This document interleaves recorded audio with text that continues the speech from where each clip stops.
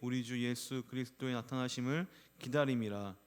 주께서 너희를 우리 주 예수 그리스도의 날에 책망할 것이 없는 자로 끝까지 견고하게 하시리라. 함께 읽겠습니다. 너희를 불러 그의 아들 예수 그리스도 우리 주와 더불어 교제하게 하시는 하나님을 미쁘시도다. 아멘. 우리는 지난 시간에 이제 고린도라는 도시에 대해서 한번 살펴봤습니다. 이 고린도는 이제 무역이 활발한 도시로서 이제 수많은 사람들이 살고 있었고, 또 굉장히 큰 도시, 계획 도시라고 우리가 살펴봤었죠. 돈이 도는 도시고 또 많은 문화와 스포츠가 유명했던 도시라 그곳은 유흥과 향응이 굉장히 발달했던 그러한 도시였습니다. 이에 따라서 그 도시는 굉장히 또 이제 문란함과 음란한 그러한 어떤 대표적인 모습이 있었던 것을 살펴봤습니다. 사도 바울은 이 도시를 홀로 이제 방문했었는데요. 함께 했었던 동료들과는 잠깐 떨어져서 아덴을 거쳐 이곳 고린도에 들어오게 됐음을 우리가 봤었습니다. 그가 이 고린도라는 도시로 들어왔을 때 그 사도 바울의 그 마음이 심정이 어땠는지 오늘 고린도전서 2장 3절 말씀에 잘 나타나고 있습니다. 우리 함께 고린도전서 2장 3절 한번 읽어보도록 하겠습니다. 읽겠습니다. 내가 너희 가운데 거할 때에 약하고 두려워하고 힘이 떨었노라. 그는 이제 빌립보에서 이제 사람들 잡혀가지고 감옥에 들어가 매를 심하게 맞기도 했고요. 또 데살로니가 지역에서는 이제 깡패들, 이제 불안단들의 그 무리에게 쫓기는 그런 상황도 있었고, 아덴에서는 종교와 철학이 굉장히 발달한 그 도시에서 많은 사람들에게 그가 복음을 전했을 때 많은 사람들이 냉소적으로 또 무관심했던 그런 모습들을 살펴볼 수 있습니다. 이러한 것들을 거쳐서 지금 사도 바울이 또 홀로 고린도에 들어왔다는 것이죠. 그가 정말 포기할 법한 또 그런 상황 가운데서 하나님은 그에게 놀라운 두 가지 방법으로 함께 하셨습니다. 어떻게 했냐면은 적시적소에 꼭 필요한 사람들을 그에게 붙여주셔서 그가 도움을 받을 수 있는 사람들을 하나님께서 허락하셔가지고 그 하나님께서는 사도 바울을 도우셨고요. 우리가 알고 있듯이 뭐 브리스길라와 아굴라 부부, 또 돌아왔던 이제 함께 합류했던 실라와 디모데, 그리고 그가 선포했던 복음에 반응했었던 수많은 사람들까지 하나님께서는 이렇듯 사람을 통해 일하셨다는 것을 우리가 살펴봤습니다.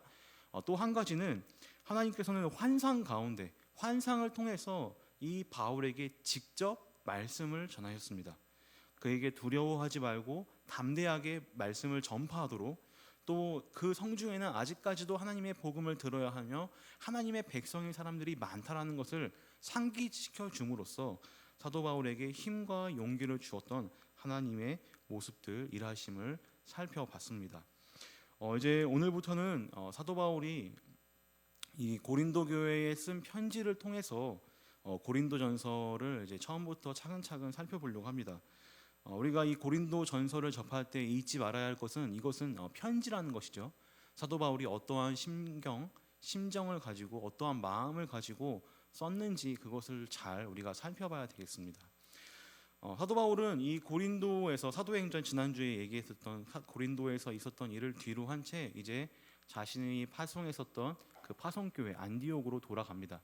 그래서 2차 선교 여행이 마쳐지고요. 그리고 얼마 안 있다가 바로 재정비를 한 후에 3차 전도 여행을 떠나게 됩니다.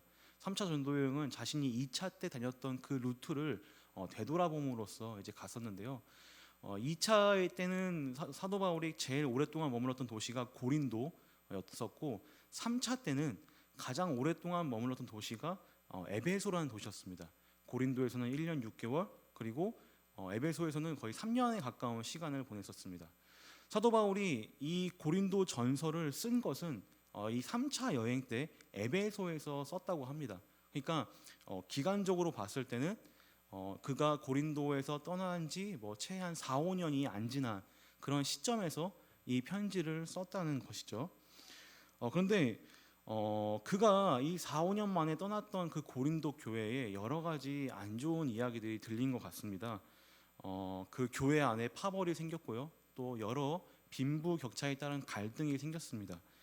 부자와 가난한 자가 나눠지고, 또 이를 통해서 주님의 거룩한 만찬이 좀 더럽혀지는 그러한 모습들도 우리가 지난번에 살펴봤었고, 또 그 안에는 사도 바울에 대한 여러 의심들이 생겼습니다. 그가 진짜 사도성이 있는지, 진짜 하나님을 예수님을 만났는지 이러한 의심들도 있었고, 또 가장 중요한 것은 그들에게는 여러 가지 은사들, 능력들, 또 복음의 그런 모습들이 있었으나 사도 바울이 지적한 것처럼 그들 가운데는 사랑이 없었습니다. 성도 간에 사랑이 없었던 공동체.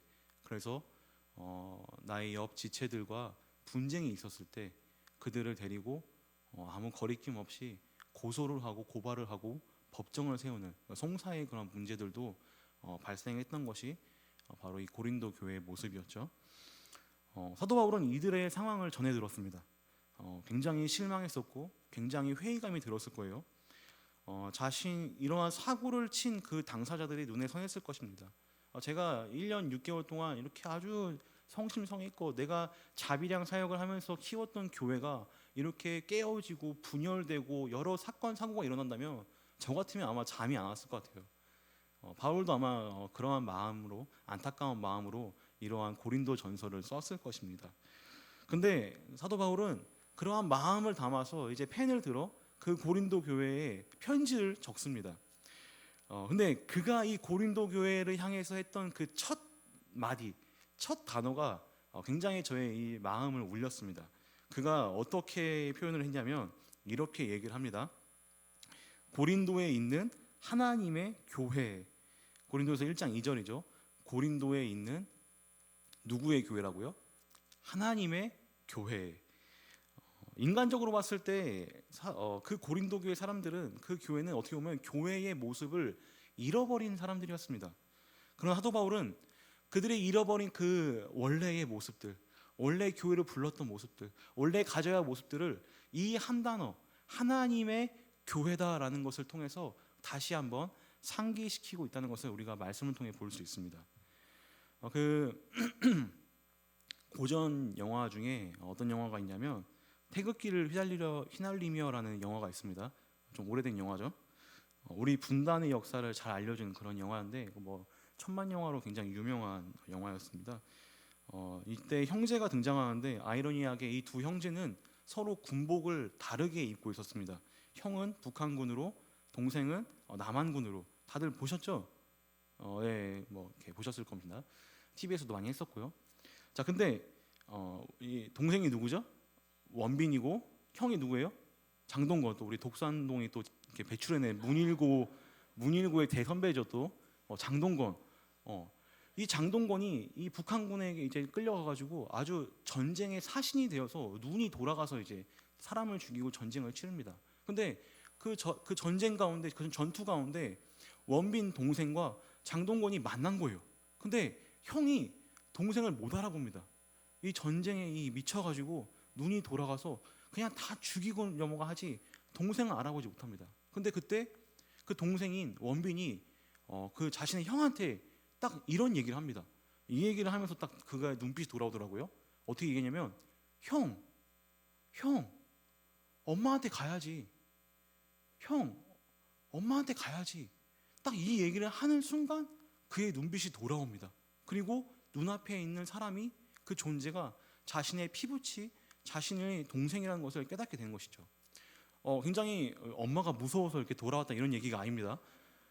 굉장히 적나라한 이렇게 말씀을 제가 이렇게 비교하면서 참 많은 것을 읽었습니다. 이 전쟁이라는 현실이 그의 존재와 방향성을 잃어버리게 한 것입니다. 그가 누구인지, 그가 어떠한 상황인지를 잃어버리게 한 것이죠. 사도 바울도 마찬가지입니다. 어쩌면 교회의 모습을 잃어버린 그 고린도 교회에게 너희가 누구인지, 너희는 하나님의 교회다. 너희는 하나님이 세운, 하나님의 택하심을 입은 그러한 교회다라는 것을 가장 처음 얘기해주고 있는 것입니다. 하나님의 교회라는 그 단어를 통해서 그들의 정의를 끝내버린 것이죠. 여러분들, 2000년이 지난 이 말씀, 이 단어 하나님의 교회, 여러분들은 이 단어에 대해서 어떻게 반응을 보이십니까? 한번 스스로 질문해 보시기 바랍니다. 여러분들의 모임은 어떠한 모임이며 우리가 이 교회라고 하고 있는 이 교회 가운데 하나님은 어떠한 위치와 입장을 갖고 있는지 살펴보시기 바랍니다. 저는 오늘 이 말씀을 통해서 사도 바울이 말하는 교회의 표지, 교회의 모습을 살펴보려고 합니다. 우리 함께 말씀 1장 1절에서부터 2절까지 말씀 한번 읽어보도록 하겠습니다. 함께 읽겠습니다. 시작. 하나님의 뜻을 따라 그리스도 예수의 사도로 부르심을 받은 바울과 형제 소스데네는 고린도에 있는 하나님의 교회 곧 그리스도 예수 안에서 거룩하여지고 성도라 부르심을 받은 자들과 또 각처에서 우리의 주 곧 그들과 우리의 주 되신 예수 그리스도의 이름을 부르는 모든 자들에게. 네, 저는 이 교회의 표지에 대해서 정말 이 고린도전서 이 앞부분이 잘 설명하고 있다고 봅니다. 사실 이 교회의 표지라는 게 이제 우리가 알고 있는 이 책의 겉표지 이런 거 비슷한 의미예요. 교회가 보여야 할 모습들, 교회가 비춰야 할 그러한 장면들을 이제 설명한 것이죠. 사실 이 교회의 표지에 대해서 우리 종교 개혁자들, 이 우리가 알고 있는 뭐 칼빈이나 루터나 이런 사람들은 이 교회의 표지에 대해서 아주 정확하게 설명을 해줬습니다.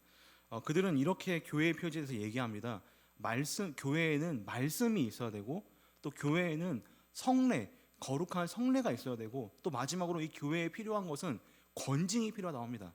그러니까 하나님의 말씀이 있고, 또 그 말씀이 우리가 정기적으로 모임을 가지는 이러한 예배, 또 성찬, 세례를 통해서 잘 이루어져 내며, 또 마지막으로 잘못된 사람들이 만약에 이들이 돌이킨 것이 없다면, 이들이 정말 계속해서 잘못된 길로 간다면 이들을 바로 잡아야 하는 그런 권징이 있어야 된다는 것이죠. 근데 이러한 이 세 가지 모습들이 우리가 보고 있는 이 고린도전서에 아주 잘 나타나 있습니다. 사도 바울은 이들에게 복음의 그 진리, 그 정수를 알려주고 있습니다. 말씀하고 있고, 또 이들 가운데 잘못된 세례와 또 성찬의 모습을 지적하면서 고치는 그러한 권징의 모습도, 또 성례에 대한 바른 방향성도 잡아주고 있는 것입니다. 이렇게 교리적인 이러한 교회의 표지 말고, 저는 이 임산말에서 사도 바울이 지금 고린도전서를 통해 저들에게 알려주고 있는 이 임산말을 통해서 우리가 또 볼 수 있는 또 다른 교회의 표지에 대해서 살펴보고자 합니다. 저는 이것을 크게 두 가지로 나눠봤습니다. 먼저 첫 번째로는 교회의 표지, 그 첫 번째로는 하나님의 부르심이 있는, 하나님의 부르심을 입은 자들의 모임이 바로 교회라는 것입니다. 교회가 보여야 하는 모습이고요. 우리가 좀 전에 고린도전서 1장 1절과 2절을 읽었는데 여기서 반복되어져 나오고 있는 단어가 있습니다. 바로 부르심이라는 단어입니다. 교회는 이 부르심을 입은 자들의 모임입니다. 바울도 예수님의 부르심을 입었었고요. 또 소스데네, 여기서 나오는 이 소스데네는 우리가 사도행전 18장에서 봤던 그 회당장이었습니다. 유대인들에게 대신 사도 바울 대신에 매를 맞았던 그 사람이 지금 사도 바울과 함께 복음을 전하는 자로 부름 받아서 함께 이 편지를 쓰고 있습니다. 또 고린도 교회 사람들도 마찬가지입니다. 하나님께서는 그들을 거룩한 성도라고 부르셨습니다. 이처럼 교회란 하나님의 부르심을 받은 자들의 모임입니다. 아주 쉬운 개념이면서도 아주 중요한 개념이죠. 하나님이 부르셨고 그 부르심에서 응한 사람들이 바로 여러분이란 겁니다. 그런데 여러분들, 이 부르심에는 특별한 목적이 있습니다. 이 부르심에는 조금 특별한 것이 있어요. 바로 세상에서 건져낸 사람들, 교회로 불리우는 사람들에게는 하나님의 음성과 말씀을 듣고 그 목적, 바로 거룩함이라는 목적을 이루어야 된다는 것입니다. 하나님은 창조 사건 이후에 하나님의 말씀을 잃어버린 그 많은 사람들 중에 딱 한 사람을 불러냅니다. 그 한 사람을 불러내서 그 한 사람을 주도적으로 이끌어 가는데요, 그 사람이 바로 우리가 잘 알고 있는 아브라함이죠. 불러냄이 있습니다. 또 하나님은 인적이 드문 호렙산에서 또 다른 한 명을 불러냅니다. 그런데 그를 불러낼 때 거룩한 곳임이 너가 신을 벗고 오라고 얘기를 합니다. 거룩한 곳을 불러내죠. 그가 바로 모세입니다. 또 다른 부르심이 있습니다. 애굽에서 우상 숭배와 그 아래에서 종살이야 하던 이스라엘 백성들을 하나님은 불러내십니다. 그리고 그들이 가야 되는 가나안 땅을 거룩하게 만들라, 이러한 명령을 하십니다. 이처럼 하나님의 부르심에는 그냥 단순히 부른 것, 단순히 그냥 모아놓은 것이 아니라 그 부르심에는 하나님이 따로 무리와 떨어져서 그리고 그 무리에서 떨어진 것은 거룩을 향하여서 거룩을 이루어야 되는 그러한 모습들이 있다는 것을 우리는 말씀을 통해 볼 수 있다는 것이죠. 여러분들 교회의 표지는 사실 거룩함입니다. 우리는 세상과는 좀 다름이 있어야 합니다. 우리는 그러한 존재임을 깨달아야 돼요. 여러분들은 거룩을 향해서 나아가야 되는 그런 사람들입니다.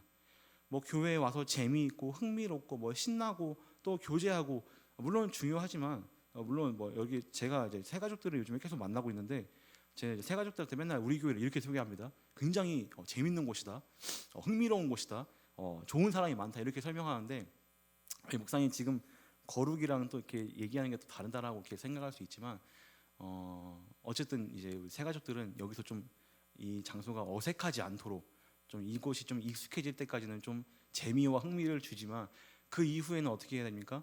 우리가 정말로 부르심을 받은 자들이면서 거룩한 모습으로 나아가야 된다는 것이죠. 사도 바울도 마찬가지입니다. 그들을 사실은 1절에서부터 9절까지만 칭찬을 하고 나머지는 어떻게 하죠? 고린도 교회의 성도들을 뒤지게 혼내고 있습니다. 처음에만 이렇게 좀 칭찬하고 이렇게 좀 이렇게 했다가 혼내는 모습들이 있다는 거죠. 자, 그렇다면 여러분들 성도된 우리들은 어떻게 거룩해지겠습니까? 이 거룩해진다는 것에 대한 말씀은 우리가 사도 바울의 정말 시그니처 메뉴와도 같은 이 단어에 숨어 있습니다. 바로 예수 그리스도 안에서 거룩해진다라고 설명을 합니다. 거룩은 예수님 안에서 이루어지는 것입니다. 우리가 예수님 안에 있을 때에 우리는 거룩해지는 것이죠. 바울은 2절 후반부에 이렇게 이야기를 하고 있습니다. 우리 함께 2절 후반부 우리 빨간 글씨 된 거에 좀 집중해서 빨간 글씨만 한번 읽어보도록 하겠습니다. 함께 읽겠습니다. 시작. 각처에서 우리의 주 곧 그들과 우리의 주 되신 예수 그리스도의 이름을 부르는 모든 자들에게. 자, 여러분들 거룩은 내가 하는 게 아닙니다. 여러분들 내가 죄를 안 짓는다라고 해서 우리 여러분들이 거룩해지는 게 아니에요. 착각하면 안 됩니다. 여러분들 거룩은 예수님 안에 있을 때 거룩해지는 겁니다. 우리가 하나님께 가까이 갔을 때 거룩해지는 거예요. 여러분들 그 요즘 모세오경 읽고 있죠? 성경 읽도 하고 있죠? 지금 이제 출애굽 하셔야 됩니다. 아직까지도 애굽에 머물러 계신 분들 있으면 안 돼요. 지금 레위기로 넘어가는데 여러분들 출애굽기를 통해서 이 모세오경을 보면은 이렇게 얘기를 합니다.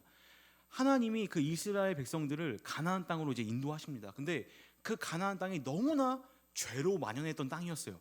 그래서 그곳을 먼저 거룩하게 만든 다음에 그들이 거기에 정착하게끔 했습니다. 근데 그 땅을 거룩하게 하는 방법은 딱 두 가지예요. 첫 번째는 다 그냥 죽여야 돼요. 다 진멸해야 돼요. 다 없애야 되는 겁니다. 이 죄는 결국 죽음으로 끝나기 때문에 그 죽는 방법밖에 없어요. 근데 두 번째 방법도 있습니다. 뭐냐면은 거기서 잡은 가축들, 뭐 사람들, 이러한 사람들을 하나님의 그 회막으로, 하나님의 성막으로 데리고 오면, 가까이 가지고 오면은 그들이 어떻게 됩니까? 거룩해집니다. 이해가 되나요? 거룩해지는 방법 두 가지. 그냥 죽는 것밖에 없어요. 그래서 여러분들 어떻게 합니까? 당시에 그 이스라엘 백성들이 자신의 죄를 사함받기 위해서 나 대신에 누구를 죽입니까? 동물을 죽이잖아요. 나의 죄를 다 전가시켜가지고. 또 이것이 신약으로 발전해서 어떻게 됩니까? 내가 죽어야 되는데, 내가 죽음으로써 그 죄를 끝내야 되는데 그 죄를 다 누가 지고 가십니까? 예수님께서 죽으심으로 그 피로 말미암아 우리가 거룩해진다는 거예요. 또 다른 한 가지는 뭐냐? 바로 이러한 개념이에요. 내가 하나님께로 가까이 감으로써, 그리스도 안에 있음으로써, 내가 그분 안에 거함으로써, 내가 그분과 접붙임 당함으로써 내가 거룩해진다는 것이죠. 여러분들 착각하지 마세요. 여러분들보다 훨씬 더 도덕적이고 잘 살고 있는 사람들 세상 가운데 많이 있습니다. 여러분들이 죄를 안 짓는다고 해서 거룩해지는 게 아니에요. 여러분들이 거룩해지는 것은 단 두 가지. 그리스도의 피를 믿는 것, 그리고 하나님과 함께하는 것, 이 두 가지임을 기억하시기 바랍니다. 그래서 여러분들 예수님은 이렇듯 우리를 교회로 부르셨고, 그리고 우리는 그 거룩으로 나아가기 위해서 그분 안에 있어야 합니다. 그리고 그분을 부르는 삶의 모습이 있어야 됩니다. 우리가 그분을 부릅니다. 우리가 주님을 부릅니다. 그분이 응답하시면, 또 우리가 찾을 때 그분이 나타나시면, 우리가 죄 용서를 받고 싶어서 회개함으로 나아갈 때 그분이 우리를 만나 주시면 우리는 이러한 것을 은혜라고 이야기합니다. 그래서 사도 바울은 이렇듯 이 고린도 교회에게 너희들에게 있어야 할 것이 무엇인지 3절 말씀 이렇게 설명합니다. 우리 함께 읽어볼게요. 3절 말씀 함께 읽겠습니다. 시작. 하나님 우리 아버지와 주 예수 그리스도로부터 은혜와 평강이 있기를 원하노라. 뭐가 있어야 된다고요? 너희들에게 은혜가 있어야 된다. 너희들에게 하나님의 은혜가, 그리스도의 은혜가 있어야 된다. 이렇게 설명을 하고 있는 것입니다. 여러분들, 그리스도의 은혜가 우리 가운데 가득할 때 우리는 거룩해집니다. 또 그리스도의 은혜가 우리를 그분 안에 있게 만듭니다. 그리스도의 은혜가 우리를 교회로 또 거룩한 성도로 만드신다는 것을 여러분들 기억하시기 바랍니다. 두 번째 교회의 표지입니다. 두 번째 표지는, 두 번째 교회가 가져야 될 모습은 바로 예수님의 다시 오심을, 예수님의 그 재림을 기다리는 모습이 교회 가운데 있어야 합니다. 함께 고린도전서 1장 7절 하반절 말씀 한번 읽어볼게요. 고린도전서 1장 7절 하반절입니다. 함께 빨간 글씨만 한번 읽어볼게요. 읽겠습니다. 시작. 너희가 우리 주 예수 그리스도의 나타나심을 기다림이라. 우리 주 예수 그리스도의 나타나심을 기다림이라. 재림이라고도 해요. 다시 오심을. 사실 성경에 나오는 단어는 아닌데 이것을 이렇게 구분했습니다. 초림과 재림을 구분한 거예요. 초림이 뭐냐면은 예수님께서 이 땅에 처음으로 오신, 뭐 마테마가, 누가, 요한복음에 있었던 그 내용, 베들레헴 그 말구에서 나타나신 그 예수님의 나심을 초림이라고 합니다. 그리고 예수님은 이제 하늘로 승천하셔서 다시 오실 것이라고 약속을 하셔요. 그 모습 그대로. 이것을 이제 재림이라고 하는 겁니다. 제가 이제 앞으로 이제 재림이라는 단어를 이제 많이 쓸 건데 이제 오해하지 마시기 바랍니다. 자, 여러분들, 고린도 교회 성도들의 칭찬받았던 이유가 뭐냐면 바로 이 재림을 기다렸다는 거예요. 예수님의 다시 오심을 소망했던 거예요. 이것을 칭찬했습니다. 사도 바울이. 사도 바울은 이 모습에 대해서 어떠한 마음가짐으로, 어떠한 준비된 모습으로 예수님의 오심을 기다렸는지 이렇게 설명하고 있습니다. 우리 함께 5절부터 7절을 한번 다시 읽을 텐데, 한번 모든이라는 단어에 우리 여러분들 성경책 동그라미 치면서 한번 보시기 바랍니다. 5절부터 7절까지 한번 읽어보도록 하겠습니다. 모든에 집중하면서 읽겠습니다. 시작.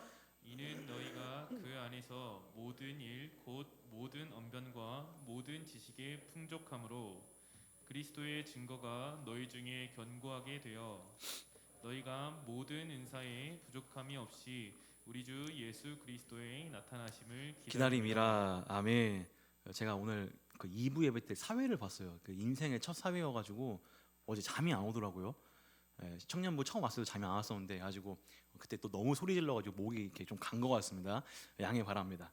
자, 5절에서 모든 일, 모든 언변, 모든 지식, 그리고 7절에서는 또 이걸 어떻게 얘기합니까? 모든 은사.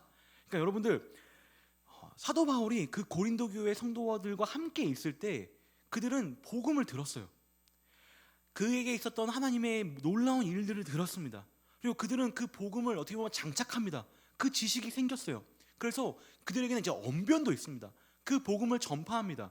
여러분들, 고린도 교회가 굉장히 아주 유명한 교회예요. 뭘로 유명하냐면 이 고린도 교회 출신 중에 복음 전파자들이 굉장히 많습니다. 브리스길라, 아굴라는 나중에 에베소 교회의 지도자가 돼요.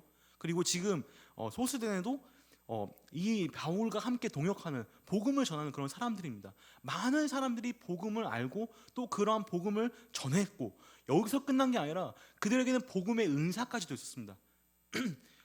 성령의 능력들, 많은 방언들, 환상들, 통변의 은사들, 이런 것들이 풍족했던, 넘쳤던 고린도 교회의 성도들이었던 것입니다. 그런데 여러분들, 그들이 이런 것을 가져가지고 그냥 자기네들끼리 즐거워하고 자기네들끼리 그냥 있었던 게 아니라 그들의 목표는 바로, 그들의 소망은 바로 예수님의 다시 오심을 기다렸다는 것이죠. 여러분들, 바울은 이러한 모든 일, 모든 언변, 모든 지식, 모든 은사가 부족함이 없었던 그들에게 결국 기다리고 소망했던 것이 주님의 다시 오심, 재림이었다는 것을 기억하시기 바랍니다. 사도 바울은 이것을 감사하고 기뻐하고 하나님께 감사의 기도 제목으로 올려드렸다는 것입니다.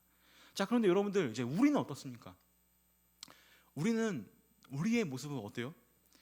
제가 이제 리더들 보면서 이제 이 예수님의 다시 오심을 소망하는 리더를 저는 이제 신방 중에 딱 한 명 찾았습니다. 딱 한 명 찾았는데 여러분들에게는 그 예수님의 다시 오심, 재림에 대한 소망이 혹시 있으십니까? 아직 결혼도 못했고 아직 해야 될 게 많고 놀러 가야 되는 데 많은데 주님 다시 오시면 물론 뭐 고3 수능 전에는 그런 게 절실했던 우리 성도님도 있었겠지만 많이 없어요. 이 재림에 대한 이 소망, 재림에 대한 신앙이 많이 없습니다. 근데 여러분들 이 예수님이 다시 오신다는 이 소망은 사실 초대교회에 굉장히 강력했던 모습이었습니다. 신앙의 모습이었습니다. 신약성경을 보면은 사실 뭐 엄청 많이 이 예수님의 다시 오심, 이 재림에 대해서 얘기하고 있습니다. 우리가 본 이 바울 서신뿐만 아니라 뭐 베드로 전후서, 사도 요한이 쓴 그러한 서신서와 계시록, 또 히브리서 곳곳에 예수님의 다시 오심을 마치 내 인생 속에 언젠가는 오시겠다는 그러한 소망과 그러한 간절함으로 받아들였던 모습이 초대교회 가운데 있었다는 것이죠. 근데 사실 우리는 좀 어떻습니까? 이 재림 신앙에 대해서 사실 좀 많은 한국 교회에서 이단들이 또 이것을 가지고 좀 안 좋은 모습들이 있었기 때문에 조금 약해진 게 아닌가라는 생각이 듭니다. 근데 여러분들 이 재림에 대해서 우리가 아주 잘 잡고 이것에 대해서 우리가 좀 잘 배워야 되는 점들이 있습니다. 제가 좀 존경하는 이제 미국의 이제 한 목사님이 있는데 이제 그 존 메가더 목사님이라고, 여러분들 그 맨날 그 한국 음식 된장찌개만 먹지 말고 한 번씩 피자도 먹고 햄버거도 먹잖아요. 그런 것처럼 여러분들도 한번 유튜브에 한번 검색해 가셔가지고 미국 목사님들이 무슨 얘기 하시는지, 영국 목사님들이 무슨 얘기 하시는지 한번 들어보시기 바랍니다. 요즘 또 이렇게 잘 번역되어 있으니까 굉장히 필요합니다. 근데 그 존 메가더 목사님이 굉장히 이제 미국에서 이제 유명한 이제 강해 설교자인데 그분이 이런 말했어요. 어떻게 보면은 기독교의 핵심 신앙은 이 재림 신앙이다. 예수님의 다시 오심을 기다리는 신앙이다라고 이렇게 설명합니다. 여러분들 신약 성경의 맨 마지막이 요한계시록인데 그 계시록의 22장의 맨 마지막도 뭐라고 끝나는 줄 알아요? 예수님의 다시 오심을 기다립니다. 주 예수여 오시옵소서. 고린도전서의 맨 마지막 장에 거기서도 어떻게 끝냅니까? 예수님, 예수여 빨리 오시옵소서. 사실 이 예수님의 다시 오심은 이 초대교회 사람들의 기도 제목이기도 했어요. 늘 기도의 맨 마지막에 그 멘트처럼 그냥 늘 자연스럽게 했고 그렇게 소망했던 모습들이 초대교회 가운데 있습니다. 그런데 여러분들은 기도할 때 그러한 기도를 하나요? 예수님의 다시 오심을 소망하나요? 여러분들 소그룹에서 혹시나 어떤 지체가 기도하다가 주님 제발 이번 주에 좀 빨리 와주십시오 이렇게 기도하면 아마 리더가 보고할 거예요. 목사님 태진이가 좀 이상한 기도 제목으로 하고 있습니다. 한번 신방해 보셔야 될 것 같습니다. 우리에게 이러한 재림 신앙, 재림에 대한 소망이 있어야 합니다. 자, 왜 있어야 되냐 이것이 저는 크게 두 가지로 봐요. 이 재림 신앙, 예수님이 다시 오신다는 그 신앙은 우리 인생의 좀 나침판이 됩니다. 나침판, 방향성을 제시해 줍니다. 우리가 세상 것에 매몰되지 않고 하나님의 나라와 그 영적인 것을 사모하게 만들어요. 이 재림 신앙이 죽어서 가는 천국이 아니라 나의 삶이 보장되어서 이때까지는 좀 이렇게 어떻게 그런 게 아니라 여러분들 당장 내일이라도 당장 이번 주라도 주님이 오실 것 같은 그런 마음가짐이 사실은 이 땅의 것을 집착하지 않게 만들고 우리가 이 땅에서 꽉 쥐고 있는 그것을 좀 풀 수 있는 힘을 좀 풀 수 있는 좀 넉넉함을 가지게 하는 그러한 것이 바로 이 예수님이 다시 오심 재림 신앙의 아주 중요한 요점입니다. 또 다른 한 가지는 이겁니다. 이 재림 신앙은 우리들의 삶을 조심스럽게 만들어요. 우리들의 움직임을 조심스럽게 만듭니다. 왜 그래요? 예수님이 언제 오시는지 몰라요. 성경에 안 나와 있습니다. 오직 하나님, 성부 하나님만 알고 계시는 그러한 놀라운 비밀입니다. 그렇기 때문에 우리는 그 복음서의 그 슬기로운 다섯 처녀처럼 언제 주님이 오실지 모르지만 늘 그 주님의 오심을 기다리는 그러한 존재여야 합니다. 그냥 나 몰라라 그냥 죽으면 언젠가 부활해서 가겠지 천국에 이런 신앙이 아니라 주님이 언제든지 오시겠다는 그러한 믿음을 가지고 우리의 삶을 점검하며 더욱더 주님께 맞춰가며 초점을 주님께로 쏟을 수 있는 그러한 신앙이 바로 재림 신앙의 이점이라는 것입니다. 자, 그렇다면 제가 이제 마지막으로 하고 싶은 말은 이러한 주님의 다시 오심을 기다리는 성도들에게 하나님은 무엇을 하시냐? 우리의 주님께서는 이러한 성도들에게 어떠한 것을 하시냐? 저는 이것을 이제 마지막으로 좀 논하고 맞추려고 합니다. 우리 함께 말씀 8절과 9절 말씀 한번 읽어보도록 하겠습니다. 고린도서 8절 1장 8절과 9절 말씀 우리 함께 한 목소리로 읽겠습니다. 시작. 주께서 너희를 우리 주 예수 그리스도의 날에 책망할 것이 없는 자로 끝까지 견고하게 하시리라. 너희를 불러 그의 아들 예수 그리스도 우리 주와 더불어 교제하게 하시는 하나님은 미쁘시도다. 자, 하나님은 우리를 불러놓고서 그냥 손 놓고 있는 게 아닙니다, 여러분들. 하나님은 우리를 다 교회로 불러놓고서 손 뗀 게 아니에요. 우리의 삶을 어떻게 하는지 8절 한번 꼼꼼히 한번 보겠습니다. 8절 말씀. 우리 주 예수 그리스도의 날, 이 날은 심판의 날, 예수님의 재림의 날, 우리가 승리하는 그 최종적인 그 날을 얘기합니다. 그 날에 책망할 것이 없는 자들로 우리를 끝까지 견고하게 하시리라. 누가요? 주께서, 예수님께서 우리를 그 재림의 날까지 붙들고 가신다는 거예요. 이게 사실 놀라운 겁니다. 내가 하나님께서 이제 우리에게 성령을 주셔가지고 그 성령의 충만함으로써 좀 잘 살고 있다가 가끔씩 우리 실수하잖아요. 넘어지잖아요.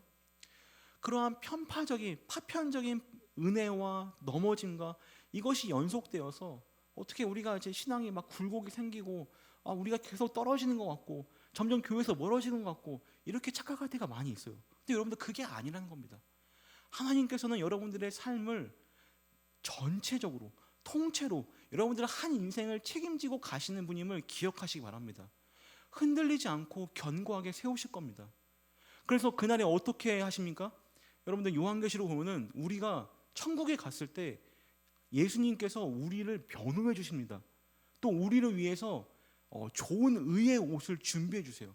그래서 그냥 덮어 씌우는 거예요. 의로움으로, 의롭다. 그리고 우리들의 삶을 변호해 줍니다. 예수님께서, 하나님의 아들이 변호해 주는 거예요. 이것이 놀라운 성경의 말씀에서 하고 있는 비밀입니다. 여러분들, 하나님은 자신이 부르신 성도들을 끝까지 이끌어 가시고 책임지시는 분임을 기억하시기 바랍니다. 우리는 결코 길을 잃어서는 안 됩니다. 우리의 방향을 잃어서는 안 됩니다. 우리는 이 땅, 이곳에서 보내는 이 시간이 전부이다는 것을 생각하지 말고 주님의 다시 오심과 그 재림을 기다리며 그러한 하나님의 그 부르심의 날까지 더욱더 거룩하고 주님의 은혜를 마음껏 누릴 수 있는 그런 우리 신일교회 라이프캐쳐가 되기를 주님의 이름으로 축원드립니다. 우리 시간 함께 찬양하며 나가겠습니다. 주님 다시 오실 때까지.